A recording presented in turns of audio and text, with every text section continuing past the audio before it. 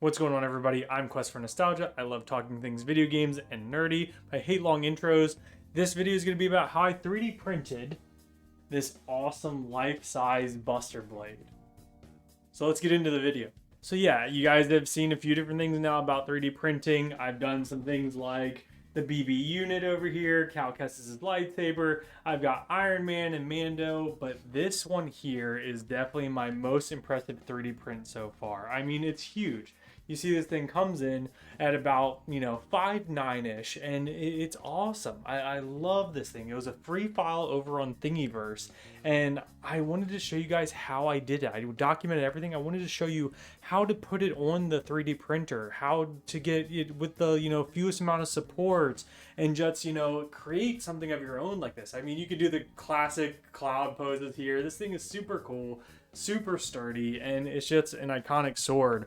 And I know there's other people that have done build videos about building the Buster Blade, but I think there's information that they've missed and just skipped out on. And I wanted this to be something for you guys to really have a good guide about how to do this for yourselves, not just a few pictures here and there. Hopefully this video will be helpful for you if you have a 3D printer, or maybe you just enjoy watching the build process of how I created, this iconic sword.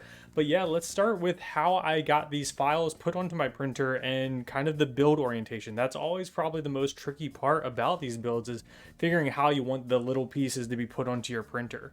And this was printed in like 25 pieces or something like that. So I'm going to show how they were all welded together and how it became so sturdy of a sword here. Cool. So the hardest part in 3D printing is honestly trying to figure out the print orientation. Getting good at figuring out how we're going to put the pieces onto the bed is something that I feel like takes the most mental brain power, and is what people really want to see.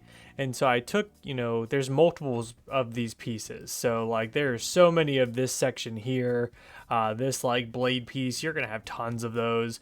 Same thing with the edge pieces here, there are a ton in this build, so you only need to see it once. But I just wanted to take out some of the different ones, some of the tricky pieces, and really show you, because that's what I wish I had somebody to tell me, and that's where I think this tutorial is really going to help you. So with this is just the end cap to the end of there. I printed it just like this. I had it where the base is here.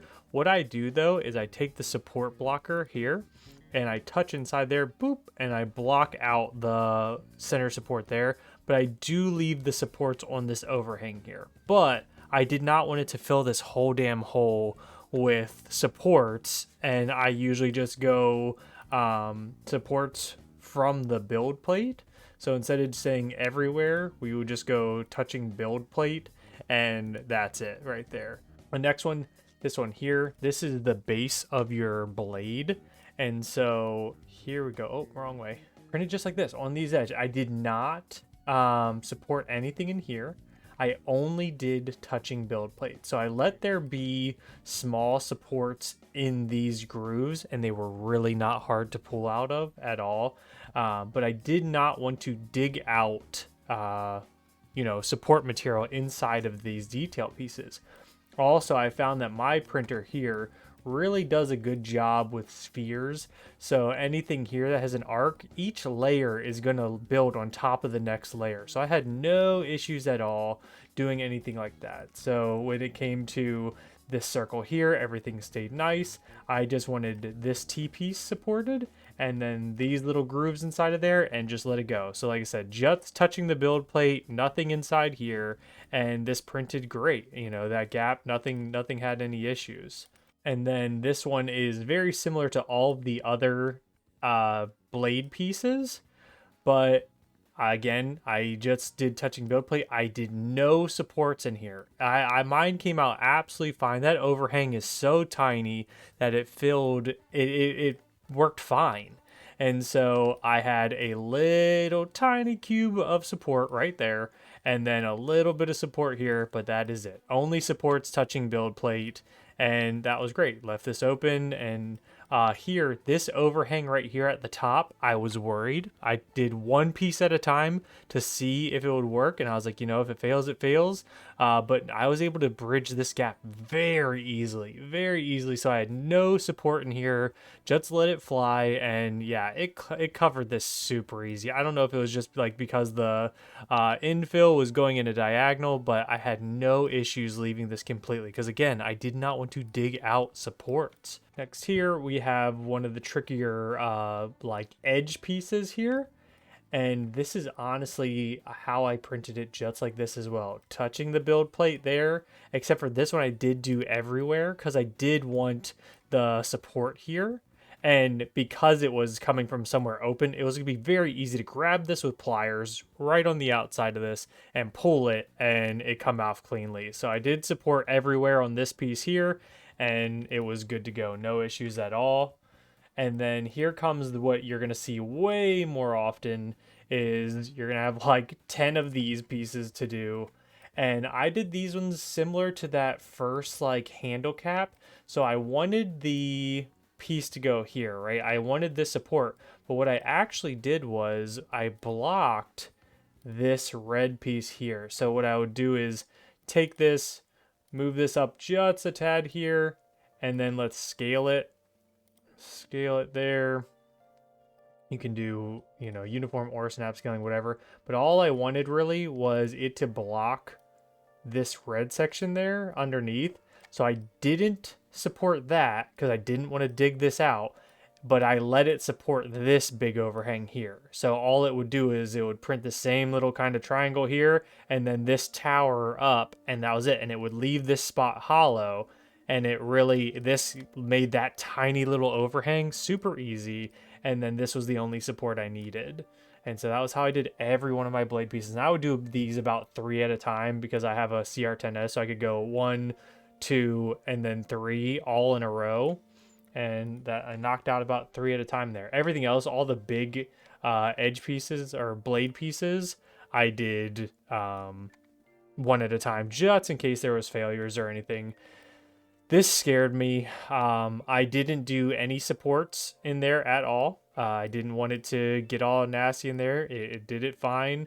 But tubes, big long tubes like this, I had a terrible time printing a keyblade early on in printing, and it has just always scared me from now printing giant tall tubes. This comes in 2 parts where it's split in half as well, which maybe if you're more concerned, you can do it in 2 parts and just not risk it falling over at this height up here. But yeah, mine survived. I was very happy. I might have lowered the print speed a little bit just for this print alone, but that is about it. All right, we only have a few more pieces here. This one is your bread and butter. You're gonna sit, like I said, have, you know, a good 8 to 9 of these.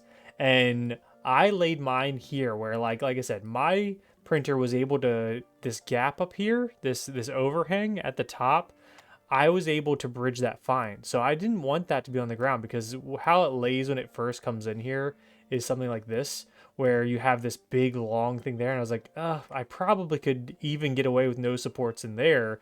But I was like, why even risk it? So what I did was this really nice flat edge here. I actually laid it on the smoothest edge. I only had to support, sorry, it's actually clipping through the bed right now, but I only had to support this tiny little block there.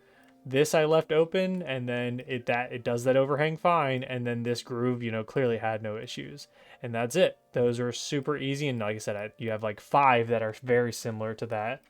And then the last one is the handle guard. And God, that's so far away. Oh, wrong one, wrong handle. There we go. Here we come. Here we come. This one, I positioned them upright instead of doing them flat along the bed because there's this little tiny lip here. You can see it. I didn't want that to be there. I didn't want it to try to start to do supports or anything like that. I just supported all of this. So I did just touching build plate and did the supports here, and these peeled off so easily, so easily. There was no issue at all peeling out those. I had nothing else, you know. You can check and see if it's trying to do maybe something on these circles, make sure you don't need it at all. It'll be fine. And yeah, there's 2 of these, to complete the whole handle guard, and that's it. So that's orientation. I think that's what people always struggle with, but there's probably 3 hard things to this print, or not print, but the whole build. The orientation, so now you guys are covered with that. Welding, so I welded all of those pieces because you have like 25 pieces. So I welded those pieces together, and I'm going to show you guys how we're going to do that. And then filling it with Bondo or wood filler, whatever you choose. And I actually did different on each side. I did wood filler on one side and I did Bondo on the other. So let's get into the next steps. All right, so always wear a respirator when we do the plastic welding. We're going to be using the soldering iron to weld these 2 together.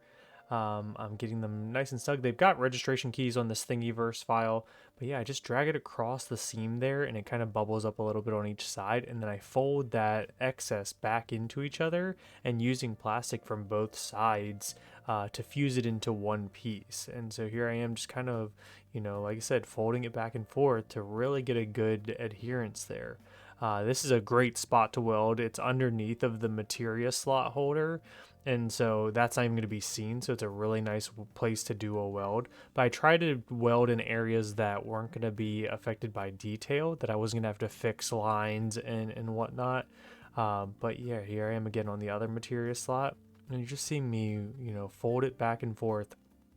I first saw this through Frankly Built, and here it is a better close-up view, dragging it across, and then you can see me kind of wiggling it back and forth, just folding those in back and forth. Sometimes I do kind of circles, almost like a real weld, and make it nice. And I just make a divot that I can fill later with Bondo, as opposed to, having like a big mound. Like, I'm not adding plastic in there. Some people use a 3D pen to fill the hole back up, but for me, I'd rather have these small grooves that I'm going to fill with Bondo later, which is going to be a lot easier.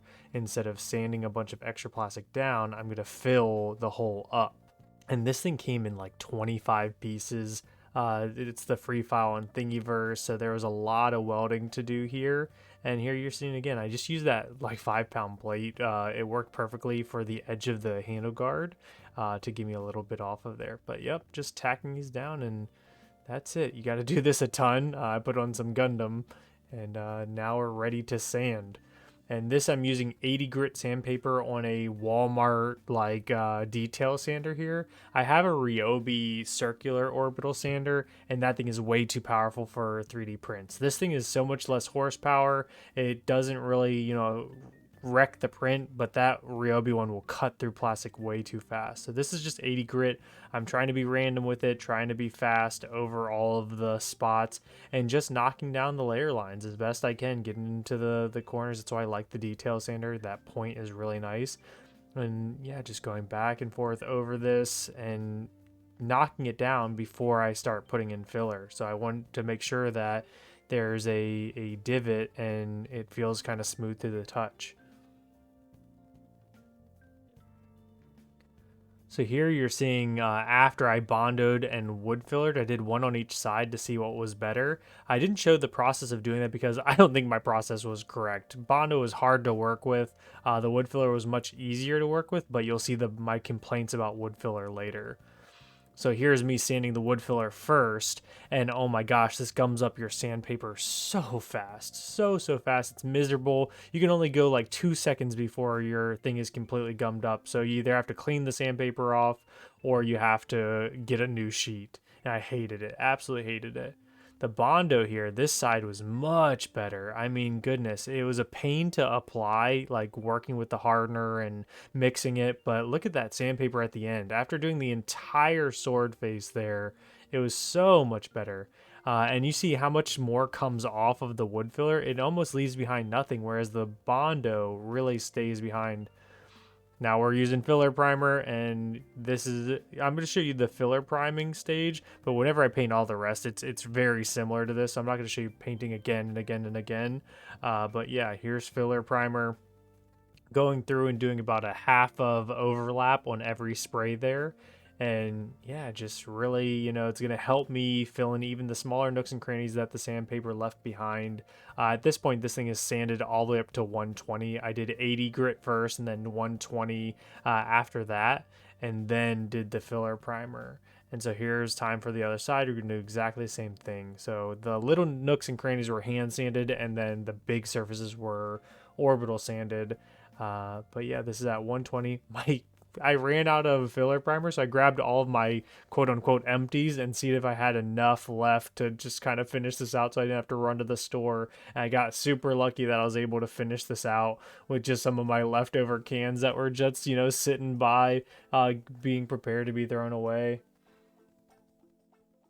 Now I'm moving it into the garage because I've got some more stuff to do here. And that's one thing about doing a print this big is it sucks when you're reliant on having to have good weather to paint outside as opposed to being able to like paint in a spray booth. Oh, you're about to see disaster. I'm kneading the putty to make sure the hardener and everything is mixing well, and then all of a sudden this thing decided to pop on the end and just fall on the print. But it's okay. I used it to, go ahead and fill up all these little lines here, so I knew I was gonna have to do this. Eventually I turned this area into a little spray booth. I put a, that bed sheet kind of thing that you're seeing beside it down and started spraying in here so that way I could get out of the wind. The wind was so annoying and just making it hard to paint. So having to wait between gusts. So being able to spray in my garage and have an area was much better, but that's where it's like, I don't really want to do big prints. This is sanded down to 220 after this point, or 240. I sanded all of those down, and then here I am. I did sandable primer after that phase, and I actually didn't sand this again. I let it go there, and I used this metallic Rust-Oleum paint and to spray the blade side of this. I ended up doing 2 layers there. And then next is going to be this dark gunmetal metallic finish. This is only 1 coat here, but as you see, I masked the silver off and then sprayed this dark gunmetal, but I ended up doing 2 coats of this. And here's the finale. I love the way this thing turned out. Super impressed with it. It's so crazy. It's such a giant print. Like I said, it's hard when you don't have an area to paint in, but I really love this. Such an iconic sword, and I hope you guys like the way that this turns out and that this video is helpful. I'm over here editing this whole video and I realized I didn't even film an outro, so I was all the way done and realized I had to do this. But if you made it this far, thank you so much. You're the backbone of the channel. You guys know that. I say that every time, but it means the most to me. If you haven't subscribed already, if this video helped you, it would mean a lot. We passed the 500 mark and we're on to our next goal. This is, my first 3D printing kind of build video, so hopefully you guys enjoyed it. Hope you learned something. Hopefully you just liked seeing that awesome sword being made. If you want me to do more stuff and more projects that I'm working on, I think you might have seen a Green Ranger helmet in there, or we could do some other different things. I've got the White Ranger on the printer right now, so we could do more of these. If you want them, just let me know. But thank you guys so much for watching the video, and I had a great time doing it. I love you guys, and I'll catch you in the next one. Peace.